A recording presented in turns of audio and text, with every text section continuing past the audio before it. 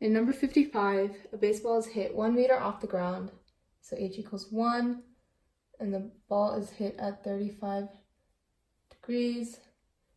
If the ground is here, it just clears a wall that's 21 meters high and 130 meters away from the ball. So part A asks to find the initial velocity. I'm going to first find the components of x and y velocity in relation to initial velocity, VI.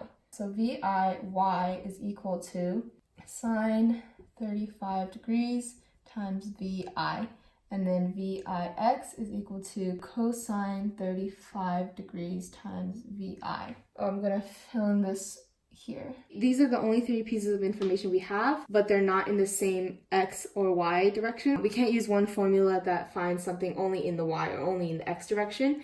So I'm going to combine two formulas for x and y in order to find time t, which is the same for both x and y. I'll start with this. Displacement in the x direction is equal to VIXT. I'm using that. T is equal to displacement in the x direction over VIX. And then I'm going to use another formula for displacement in the y direction, VIYT plus half acceleration times squared. And then I'm going to plug in the time from this formula into this formula. I'm going to start plugging everything in. So displacement in the y direction is 20 meters times v is equal to VI. VIY is equal to sine 35 times VI. Sine 35 is 0.57 and then times VI.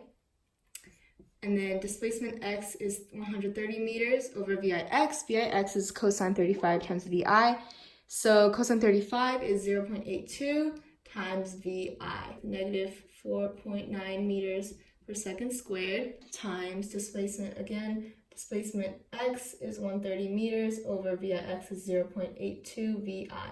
And then that's squared. Cross these out, and I'm just going to keep simplifying. VI is equal to 41.8 meters per second. And that's your initial velocity, which is for part A. Okay, so for part B, it's asking for the time. Erase this work. So once again, we know displacement x is equal to 130 meters, and then initial velocity x is cosine 35 times VI, which is 0.82 VI.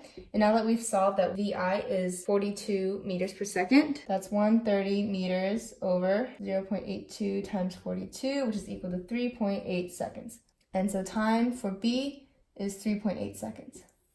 For number C, it's asking for the x and y components and then the final velocity once it hits the wall. I'm going to draw a chart for the initial velocity, and then using sine and cosine, you can find that the y initial velocity is 24.1 and x initial velocity is 34.4. Since there's no acceleration in the x direction, 34.4 is your initial x velocity. But then y final velocity is different from 24.1 because there's negative acceleration. VF is equal to VI plus AT, and solve. The final velocity y is negative 13 meters per second. And that tells you that the ball is passing over the wall while it's falling. Now you can find the final velocity. Because the y final velocity is negative, this is the curve at the moment that the ball is going over the wall.